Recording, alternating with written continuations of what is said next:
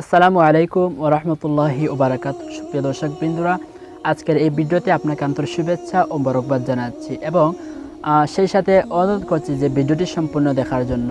আমরা প্রতিদিন যেভাবে আমাদের এই চ্যানেলে দৈনন্দিন জীবনের পরামর্শ নিয়ে বিভিন্ন উপকারী ভিডিও নিয়ে আপনাদের কাছে উপস্থিত হই বা ভিডিও আপলোড করে থাকি, ঠিক তেমনিভাবে প্রতিদিনের মতো আজকে আমরা নতুন একটি ভিডিও নিয়ে উপস্থিত হয়েছি এবং এই ভিডিওর মধ্যে অত্যন্ত গুরুত্বপূর্ণ ফজিলত একটি বিষয় আছে যা জানলে আপনার অনেক উপকার হতে পারে বা আপনি অনেকেই কোনোদিন এই সম্পর্কে জানেননি বিস্তারিত।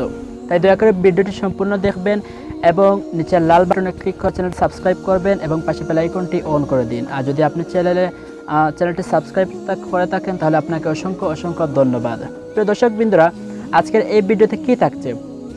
আজকের এই ভিডিওতে সাইয়দুল ইস্তিগফার সম্পর্কে রয়েছে বিভিন্ন আলোচনা। এই সাইয়দুল ইস্তিগফারের ফজিলত সম্পর্কে আমরা আলোচনা করব এবং তার একটি হাদিস সম্পর্কে আমরা আলোচনা করব। এছাড়াও আরও দুটি বিষয় নিয়ে আলোচনা করব ভিডিও শেষে।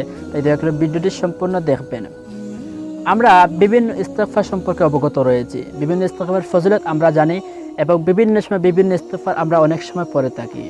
সেই ইস্তিগফারগুলোর মধ্য থেকে সর্বশ্রেষ্ঠ যে ইস্তিগফার সাইয়দুল ইস্তিগফার, এই সাইয়দুল ইস্তিগফার সম্পর্কে আমরা অনেকেই জানি, আবার অনেকেই জানি না। এর ফজিলত আমরা অনেকেই জানি না। আজকে আমরা এর ফজিলত শুনব। আসুন আমরা শুনি যে রাসূলুল্লাহ সাল্লাল্লাহু আলাইহি সাল্লাম কি বলে গিয়েছিলেন এই সাইয়দুল ইস্তিগফার সম্পর্কে একটি হাদিস আমরা শুনব। এই সাইয়দুল ইস্তিগফার শুধু বলে যাননি, সেটি আমাদের সাহাবায়ে কেরামদের মধ্যে এই শিক্ষা দিয়ে গিয়েছিলেন সাইয়দুল ইস্তিগফার পাঠ করার জন্য। রাসূলুল্লাহ সাল্লাল্লাহু আলাইহি সাল্লাম বলছেন যে ব্যক্তি দৃঢ় বিশ্বাসের সাথে, ইমানের সাথে, বিশ্বাসের সাথে এই দোয়াটি পাঠ করবে, সেই দোয়াটি যদি সে রাতে পাঠ করার পর যদি দিনে মারা যায় অথবা দিনে পাঠ করে যদি রাতে মারা যায় তাহলে সে বেহেশতবাসী হবে। বলেন সুবহানাল্লাহ। আল্লাহ রাসূল সাল্লাল্লাহু আলাইহি সাল্লাম আমাদের জন্য কত সুন্দর একটি বিষয় দিয়ে গিয়েছিলেন, জান্নাতে যাওয়া একটি পথ দেখিয়ে গিয়েছিলেন। আমরা যদি আমলটা করে থাকি ইনশাআল্লাহ এর বিনিময়ে আল্লাহ তাআলা আমাদের সবাইকে বেহেশত নসিব করবেন।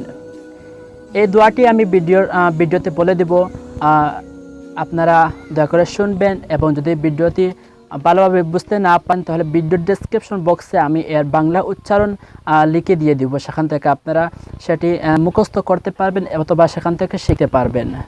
আসুন আমরা শুনি সেই দোয়াটি। সাইয়দুল ইস্তিগফার এর আমি আরবি বলে দিচ্ছি, আপনারা অবশ্যই একটু খেয়াল করে শুনবেন, মনোযোগ দিয়ে শুনবেন, মুখস্থ করার চেষ্টা করবেন।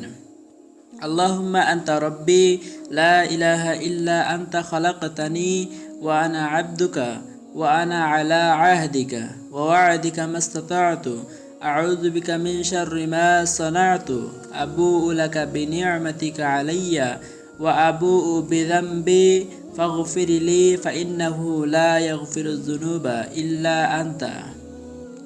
এই হচ্ছে আরবিতে সাইয়দুল ইস্তিগফার। আপনারা যদি আমার কথা বুঝতে অসুবিধা হয় তাহলে আমি এই ভিডিও ডেসক্রিপশন বক্সে আমি সাইয়দুল ইস্তিগফারের আরবি বাংলা উচ্চারণগুলো আমি সেখানে দিয়ে দিব। আপনি সেখান থেকে আরও ভালোভাবে সেটি জানতে পারবেন এবং মুখস্থ করে নিতে পারবেন।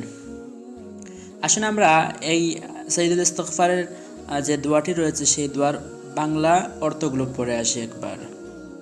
এর বাংলা অর্থ হচ্ছে, হে আল্লাহ, তুমি আমার পালনকর্তা, তুমি ব্যতীত কোনো উপাস্য নেই, তুমি আমাকে সৃষ্টি করেছ, আমি তোমার দাস। আমি আমার সাধ্যমতো তোমার নিকটে দেওয়া অঙ্গীকারে ও প্রতিশ্রুতিতে দৃঢ় আছি। আমি আমার কৃতকর্মের অনিষ্ট হতে তোমার নিকটে আশ্রয় প্রার্থনা করছি। আমি আমার উপরে তোমার দেওয়া অনুগ্রহকে স্বীকার করছি এবং আমি আমার গুনাহের স্বীকৃতি দিচ্ছি। অতএব তুমি আমাকে ক্ষমা করো, কেননা তুমি ব্যতীত পাপসমূহ ক্ষমা করার কেউ নেই। এই হাদিসটি, এই দোয়াটি বুখারী শরীফে রয়েছে। অন্যান্য হাদিস সম্পর্কে অন্যান্য হাদিসে বিভিন্ন জায়গা দেখা যায় যে অন্য একটি দোয়া সম্পর্কে রাসূলুল্লাহ সাল্লাল্লাহু আলাইহি ওয়াসাল্লাম বলেন, যে ব্যক্তি এই দোয়া পড়বে আল্লাহ তাকে ক্ষমা করে দেবেন, যদিও সে জিহাদের ময়দান থেকে পলাতক আসামিও হয়। অর্থাৎ সে যদি বড় রকমের গুনাহগার হয় তবু আল্লাহ তাকে ক্ষমা করবেন। এটি তিরমিজি শরীফে হাদিস রয়েছে। কি সেই দোয়া? সেই দোয়াটি হচ্ছে, আস্তাগফিরুল্লাহাল আযীম আল্লাযী লা ইলাহা ইল্লা হুয়াল হাইয়ুল কাইয়্যুম ওয়া আতুবু ইলাইহি।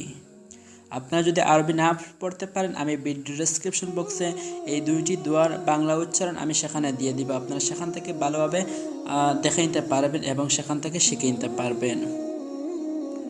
হযরত আবু হুরায়রা রাদিয়াল্লাহু তাআলা আনহু বলেন, রাসূলুল্লাহ সাল্লাল্লাহু আলাইহি সাল্লাম বলছেন, যে ব্যক্তি 5 ওয়াক্ত নামাজের সময় 33 বার সুবহানাল্লাহ, 33 বার আলহামদুলিল্লাহ, 33 বার আল্লাহু আকবার পড়ে এবং একবার পূর্ণ করার জন্য একবার লা ইলাহা ইল্লাল্লাহু ওয়াহদাহু লা শারীকা লাহু লাহুল মুলকু ওয়া লাহুল হামদু ওয়া হুয়া আলা কুল্লি শাইইন কাদির পড়ে, তার সব গুনাহ মাফ করে দেয়া হয়, যদিও তা সাগরের ফেনাপুঞ্জের সমান হয়। এটি মুসলিম শরীফের হাদিস।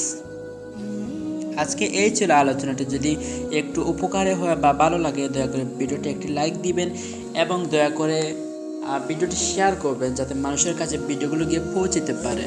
এতে করে মানুষের অনেক উপকার হবে। তাই দয়া করে ভিডিওটি শেয়ার করবেন এবং কমেন্টে আপনার মূল্যবান মতামতটি অবশ্যই জানাবেন। এই ভিডিওর আই বাটনে ক্লিক করে আপনারা অনেক নতুন নতুন ভিডিও পেয়ে যাবেন। সেখান থেকে আপনারা ভিডিওগুলো দেখে নেবেন, আশা করি অনেক উপকার পাবেন।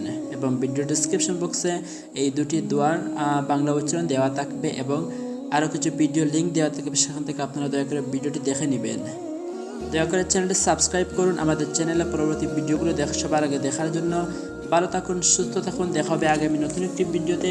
আসসালামু আলাইকুম ওয়া রাহমাতুল্লাহি ওয়া বারাকাতুহু।